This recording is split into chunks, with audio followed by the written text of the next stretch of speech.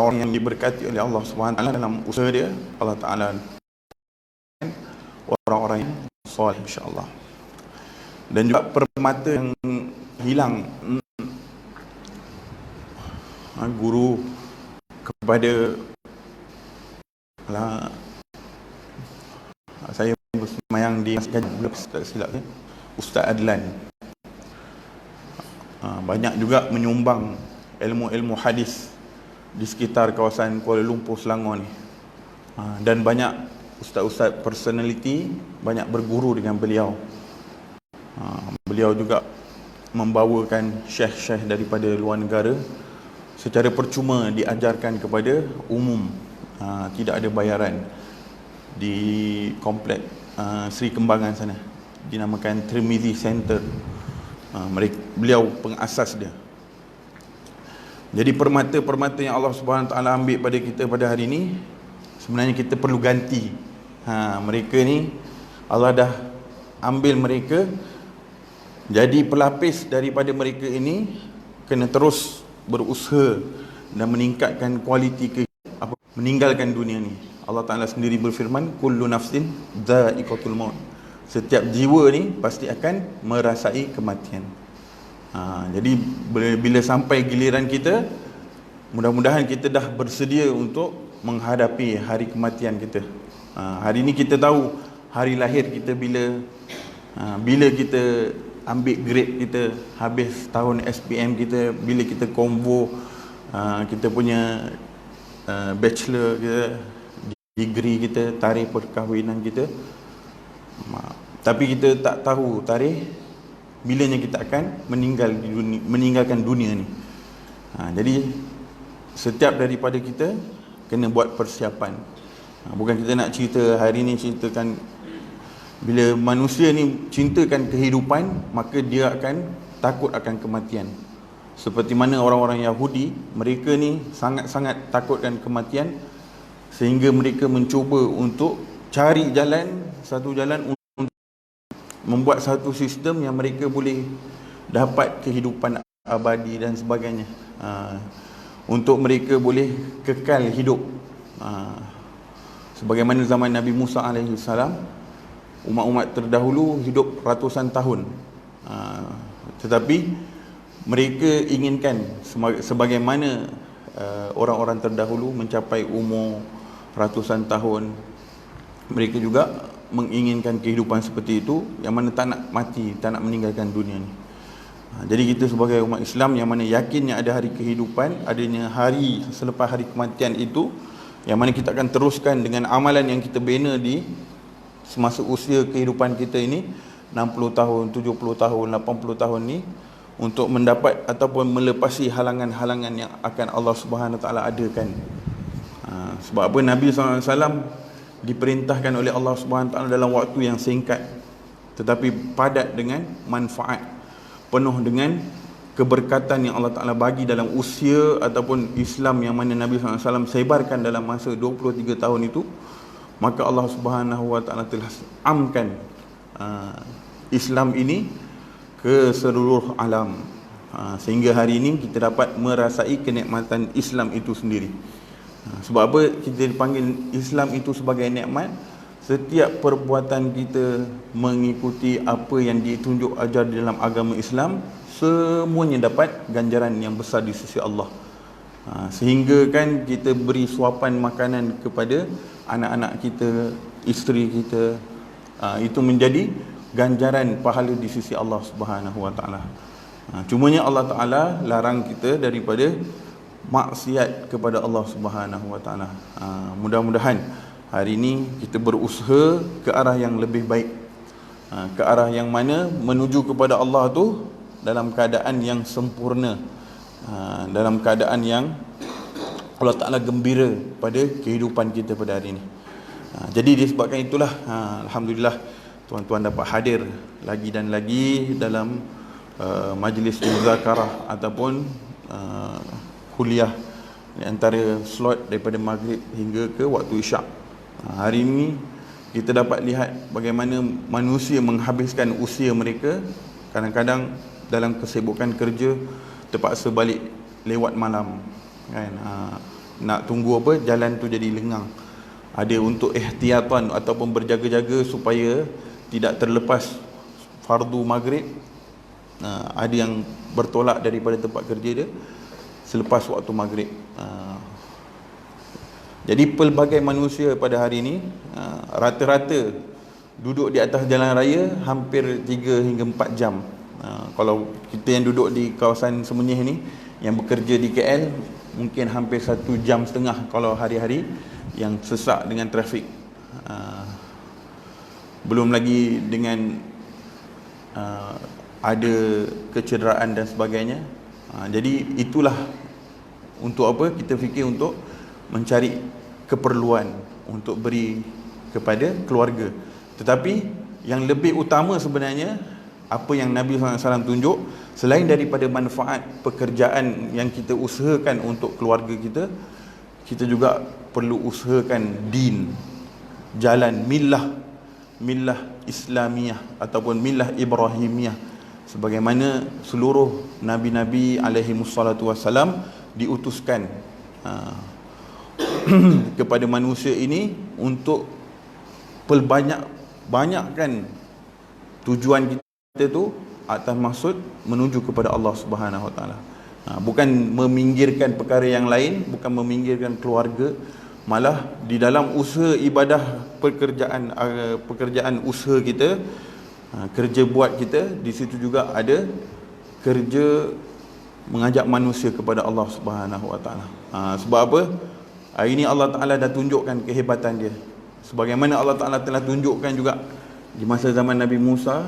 Allah Ta'ala tunjuk kepada Fir'aun, kalaulah kamu perbuat kerosakan di atas muka bumi ni balasan dia. Allah Ta'ala tunjuk bagi penyakit, tunjukkan air bertukar menjadi darah, katak-katak memenuhi ruang-ruang rumah, belalang makan tanaman-tanaman, menjadikan taufan di negara Mesir disebabkan keingkaran mereka.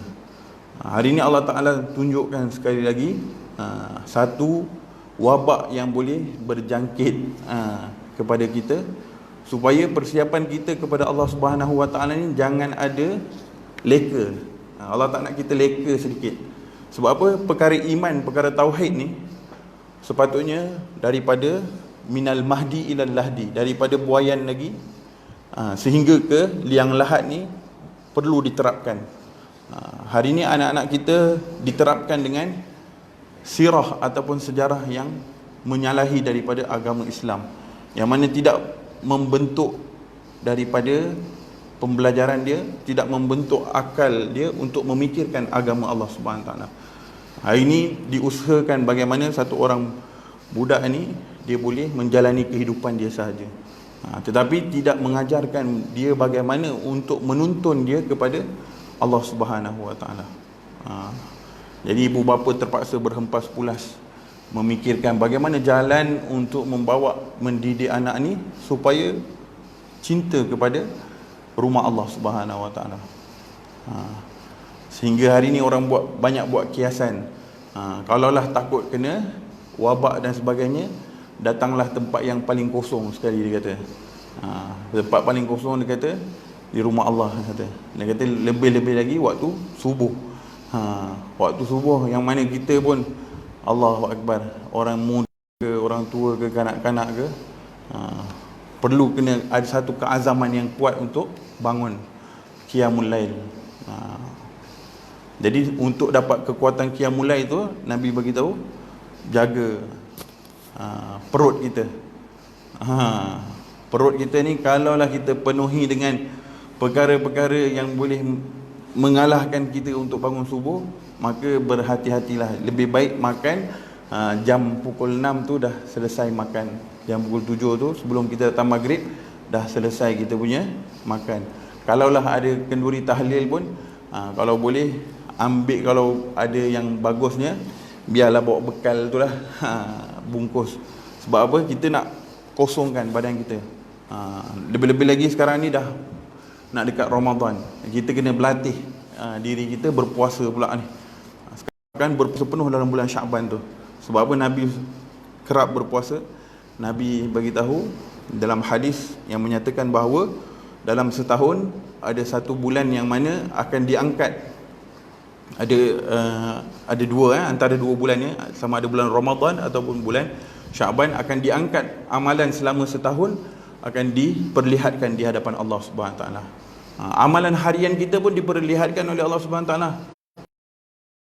Asar, subuh asar dibentangkan di hadapan Allah Subhanahu Wa Taala. Setiap minggu hari Khamis, amalan kita diangkat dan dilihat, dibentangkan, dibacakan di hadapan Allah Subhanahu Wa Taala. Jadi kalaulah amalan kita tidak meningkat, maknanya amalan kita tak mencapai standard yang Allah Ta'ala kehendaki. Sedangkan kekasih Allah, Nabi SAW, perut dia penuh dengan kekosongan, yang mana banyak memuji Allah. Kalaulah kita tak mampu untuk capai target kepada sebagaimana Nabi SAW buat, janganlah kita tinggalkan keseluruhannya. Tak mampu buat semua, jangan tinggal semua. Ini kalau dah rasa malas sangat, buatlah apa yang semampu kita. Sebab apa? Idola yang kita nak letakkan di hadapan kita ni, orang yang mana Allah Ta'ala tak marah di hari akhirat nanti adalah Nabi SAW. Allah Ta'ala cinta pada Nabi SAW sehingga pada hari Yaumul Mahsyar, sebagaimana saya bagi tahu sebelum ni, Allah Ta'ala punya kemurkaan itu tak ada satu pun manusia yang mampu angkat kepala dia melihat Allah Subhanahu Wa Ta'ala. Begitu juga Nabi-Nabi alaihimussalatu wassalam tunduk dan patuh pada Allah Subhanahu Wa Ta'ala disebabkan murkanya Allah Subhanahu Wa Ta'ala pada hari itu. Kita dah tahu dah, nanti Yaumul Mahsyar Allah Ta'ala tidak akan senyum. Maknanya kemurkaan Allah melebihi daripada rahmat dia. Sehingga Nabi SAW diberikan keizinan untuk bertemu ataupun bercakap dengan Allah Subhanahu Wa Ta'ala. Dengan sebab kasihnya Allah Subhanahu Wa Ta'ala kepada Nabi SAW, maka Nabi SAW bagi tahu, wahai Allah, kamu datangkanlah rahmatmu lebih daripada kemurkaan kamu. Jadi Allah Ta'ala jadi reda, sehingga Allah Ta'ala bagi tahu, selepas Nabi SAW minta beberapa kali, Allah Ta'ala baru bagi tahu, jalankan penghisaban. Ketika itu orang manusia mencari-cari apa amalan untuk menyukakan Allah Subhanahu Taala. Ketika itu hanya Nabi SAW, itulah amalan yang ada pada Nabi SAW selepas dilantik menjadi Rasul sehingga diwafatkan oleh Allah Subhanahu Taala. Amalan dia itu Allah Taala cintai. Jadi dalam beberapa faktor, sebab tu apabila satu orang mencintai Nabi SAW, man ahabbani kana ma'i fil jannah, Nabi beritahu beliau akan bersama-sama aku dalam syurga Allah Subhanahu Wa Ta'ala. Jadi itulah kita nak masukkan kesukaan kita, kecintaan kita kepada Nabi SAW ini bukan satu yang mudah. Sedangkan kita nak berselawat 100 kali sehari semalam pun kadang-kadang terlepas. Istighfar kita kepada Allah pun kadang-kadang terlepas, tak sampai 100 kali. Nabi 70 hingga 100 kali istighfar kepada Allah Subhanahu Taala setiap hari. Sebab itulah bila mana kita tertinggal istighfar tu, sebelum tidur kita muhasabah diri kita. Mudah-mudahan Allah Ta'ala bagi ruang dan peluang kita untuk berbuat amal kebajikan, untuk berbuat apa yang Nabi SAW buat dalam masa kehidupan dia.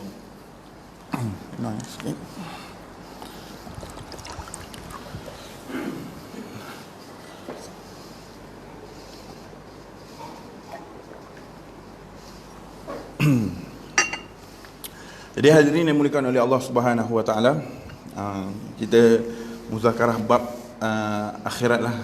Hari ini mungkin disebabkan banyak perkara-perkara yang Allah Ta'ala uji kita pada hari ini.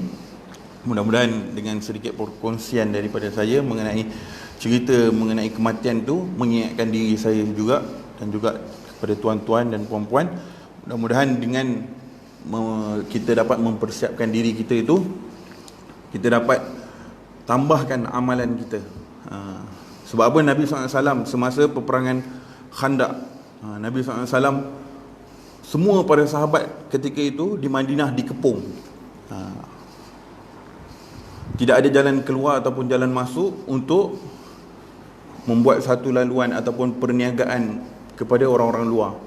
Sebab ketika itu orang-orang Quraisy hendak menyeksa umat Islam ni sehabis mungkin.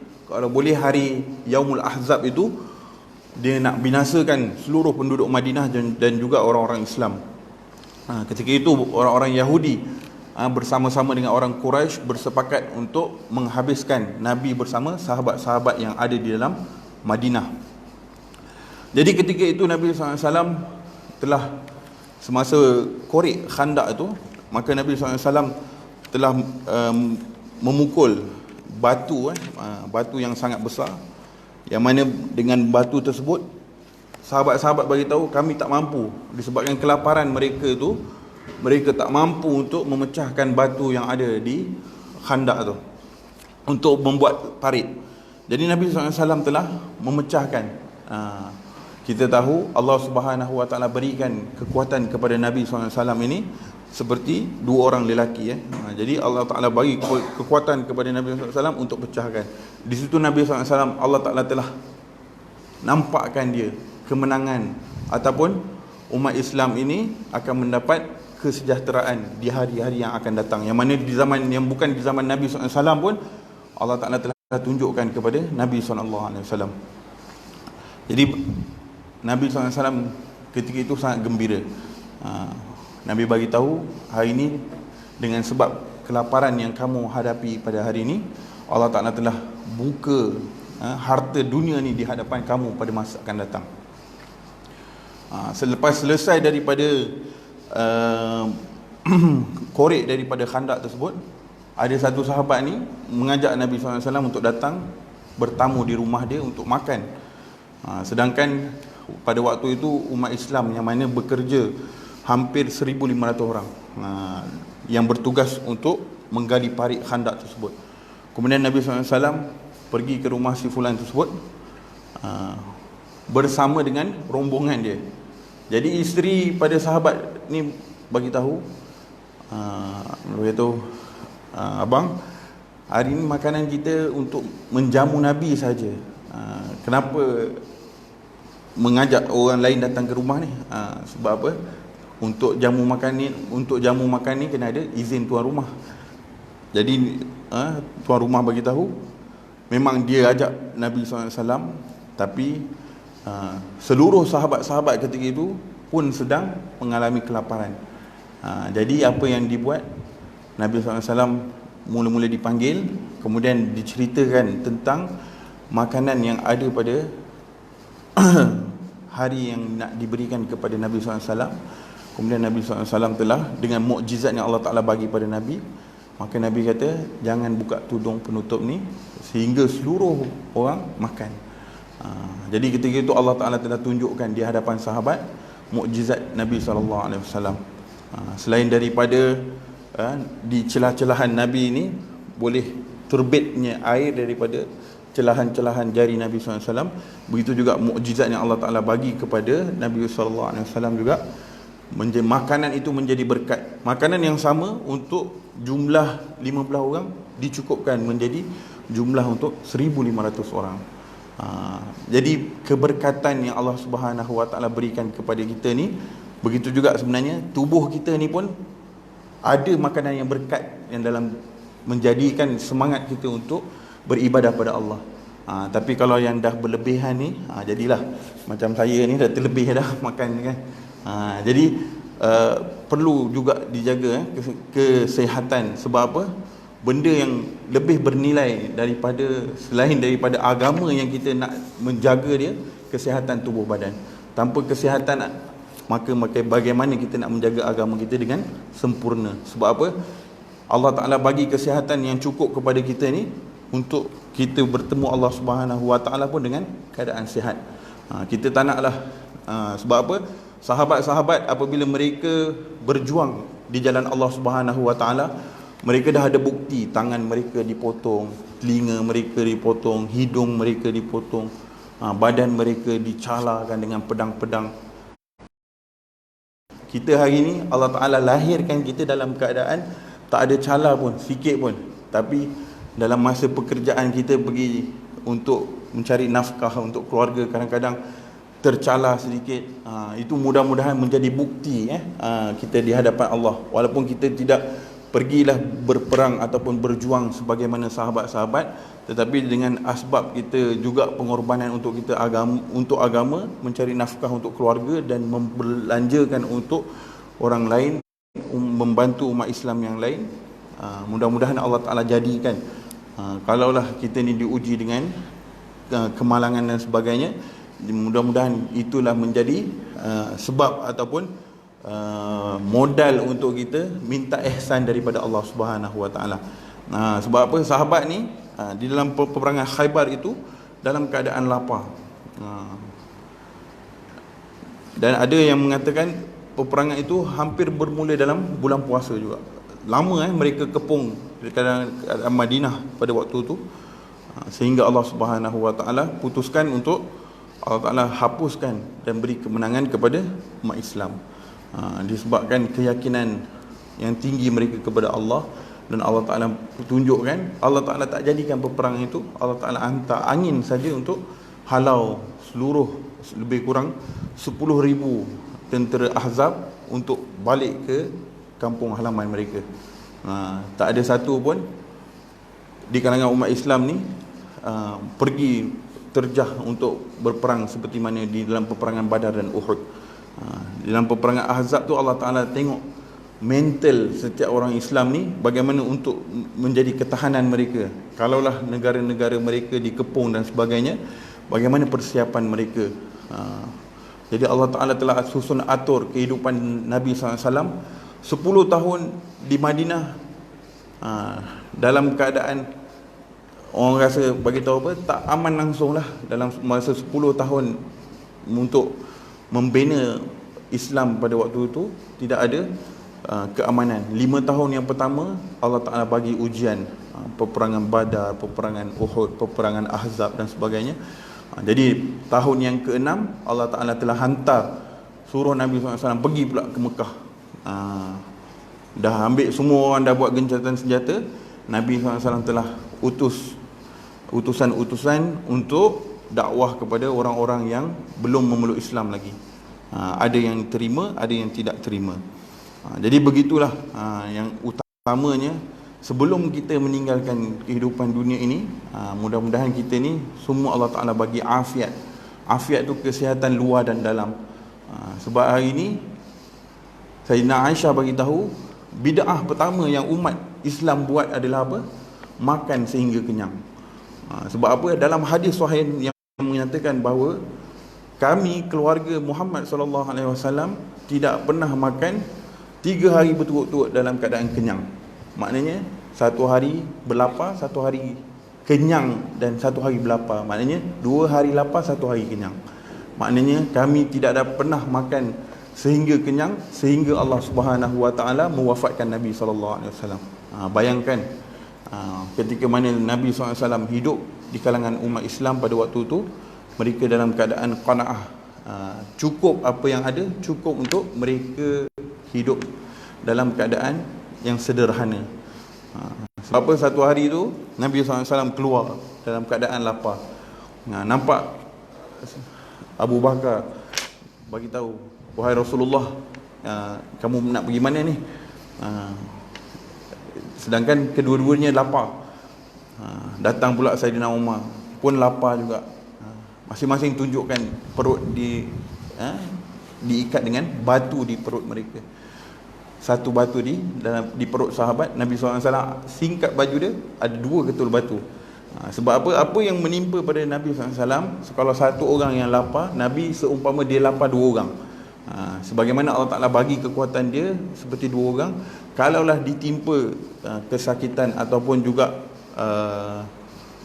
ditimpa satu perkara yang sama seperti manusia biasa, maka Nabi SAW ditimpa 2 kali ganda. Sebab tu Nabi-Nabi Allah Ta'ala bagi dia kekuatan untuk tahammul agama ni.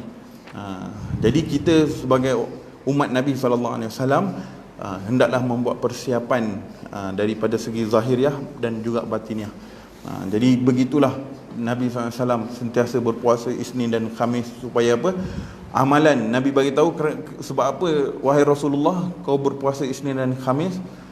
Supaya Allah Subhanahu Wa Taala lihat amalanku ni dalam keadaan aku berpuasa.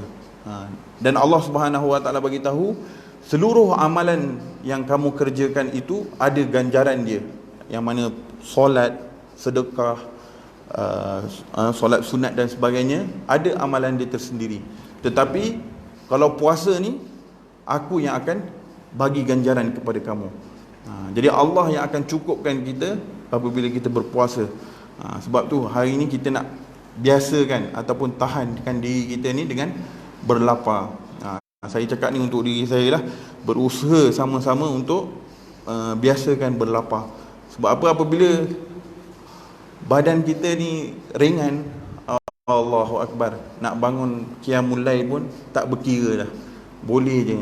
Allah Ta'ala kejutlah pukul 3 ke pukul 4 ke, insya-Allah boleh bangun lagi. Tapi kalau dalam keadaan perut yang penuh ni, kalau dah azan subuh tu pun masih liat nak bangun kan. Sebab apa? Kita ni dah biasa bebankan diri kita dengan sesuatu benda yang tidak sepatutnya. Sebab apa? Ulama-ulama kita dulu pun mereka mengarang kitab, menulis kitab-kitab untuk tinggalan pada kita pun mereka dalam keadaan berlapar. Seperti mana Imam Nawawi rahmatullah alaih, dia tidak kahwin. Dia dalam apa? Mengarang kitab Muslim, kitab apa? Kitab yang mana hari ini digunakan oleh semua a'immah mazhab Imam Syafi'i, kitab Majmu', 28 jilid dia mengarang. Allah Ta'ala wafatkan dia umur muda lagi, 40-an. Disebabkan dia lapar, kemudian dalam masa dia lapar tu dia makan kurma. Ulama doktor-doktor mengatakan disebabkan banyak makan kurma tu, disebabkan dia tidak meletakkan satu benda yang lain dalam badan dia, dia makan kurma tu menyebabkan badan dia jadi berat, banyak tenaga dia dan dia tak keluarkan pada tempat dia, maka dia jadi beban pada dia sehingga dia meninggal dunia.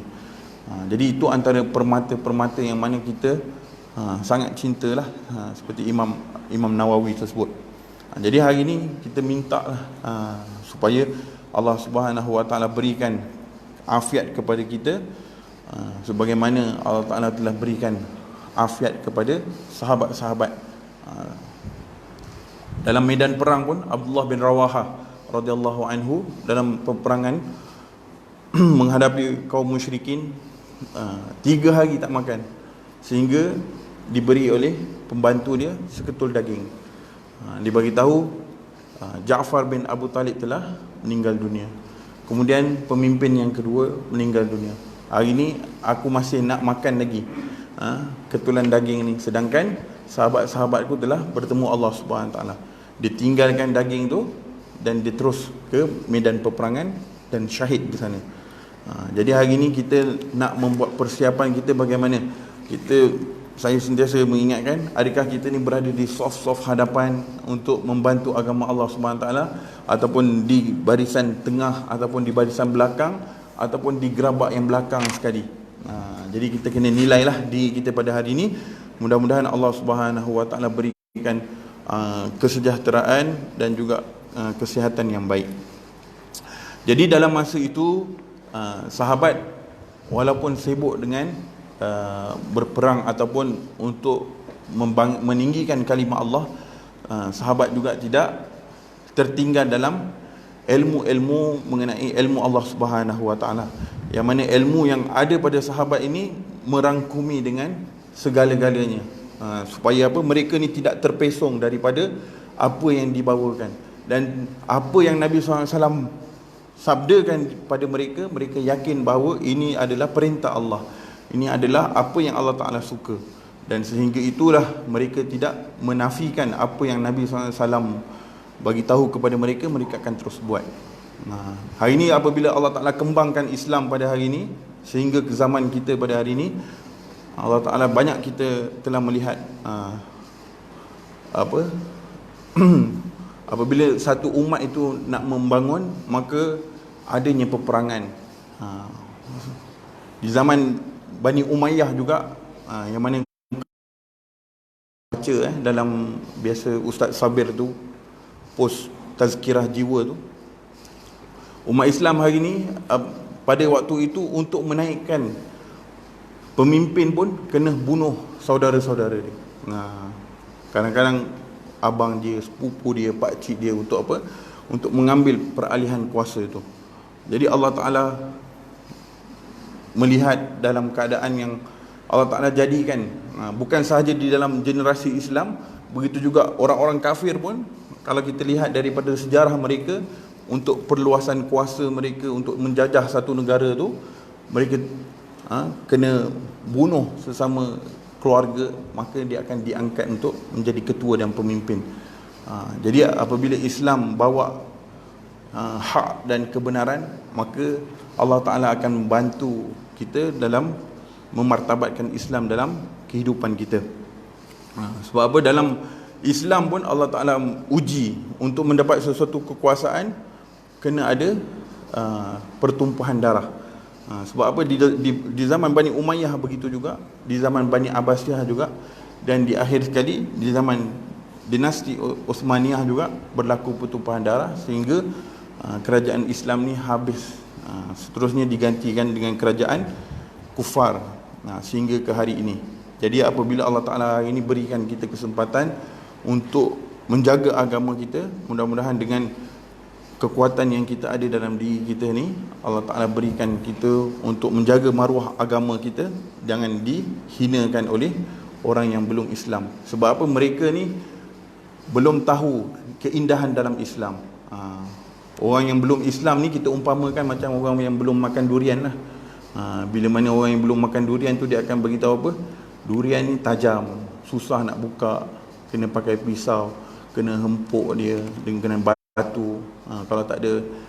Tapi apabila dah rasa isi dia, baru dia rasa, sedap juga durian ni. Bagi pula jenis Musang King ke, bagi jenis D24 ke, baru dia rasa sedap manis ni dalam Islam. Jadi begitulah orang-orang yang belum Islam ini, apabila difahamkan dengan Islam yang benar, maka mudah-mudahan dia itu menjadi lebih baik. Sebab apa? Banyak ustaz-ustaz yang mana mereka di center-center di sekitar Kuala Lumpur dan sekitar seluruh Malaysia ni, mereka nak bawa orang-orang yang belum Islam ni untuk mengenal Islam. Kalaulah orang yang kita dapat bawa ke dalam Islam ni, maka jaminan syurga untuk kita. Satu orang yang bawa orang yang belum Islam ni ke dalam Islam, maka jaminan syurga untuk dia. Sebab apa? Seluruh amalan orang yang masuk Islam itu akan diberikan kepada beliau. Sebab itulah buku catatan Hadrat Abu Bakar radhiyallahu anhu tu tak pernah ditutup oleh Allah Subhanahu Wa Taala.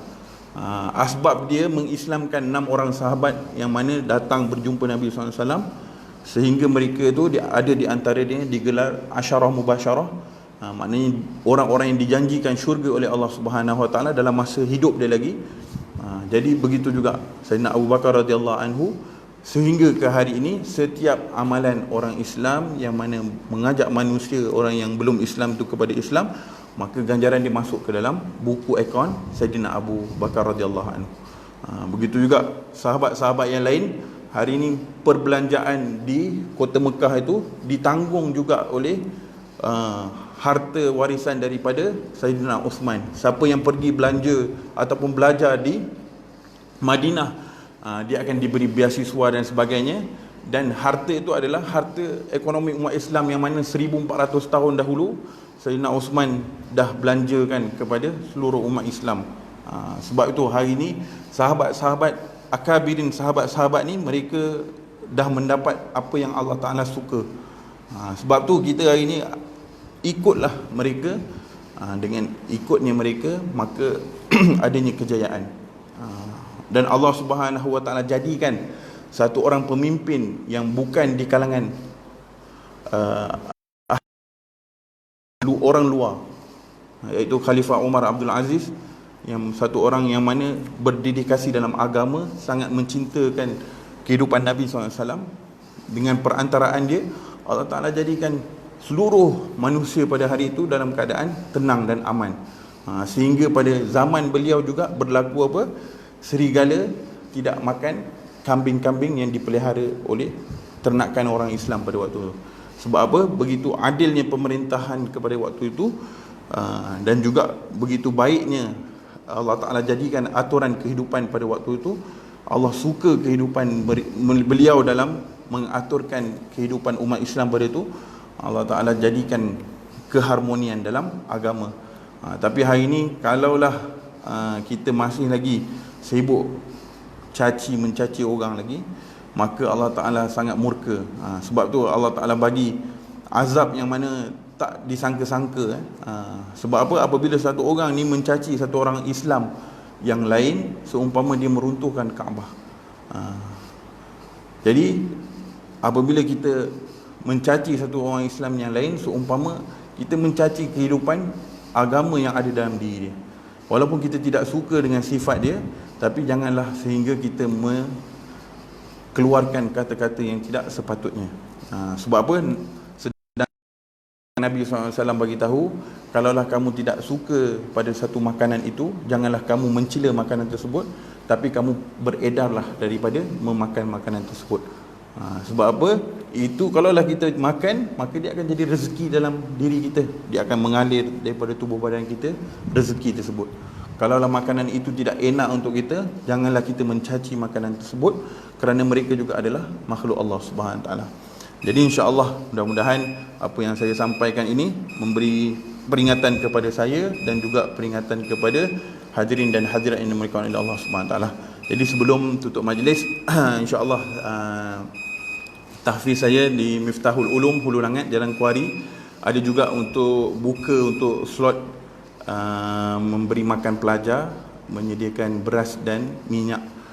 Siapa-siapa yang ada kelapangan ataupun ada kelebihan, bolehlah infak. Saya akan edarkan dalam grup WhatsApp tu untuk iklan infak beras dan juga minyak. Jadi insya-Allah mudah-mudahan kita beri kepada orang, Allah Ta'ala akan memberi kepada kita balik semula, insya-Allah. Jadi saya tutup majlis dengan tasbih kafarah. Subhanallah wa bihamdihi, subhanallah bihamdika, asyhadu an la ilaha illa anta, nastaghfiruka wa natubu ilaik. Assalamualaikum warahmatullahi taala wabarakatuh.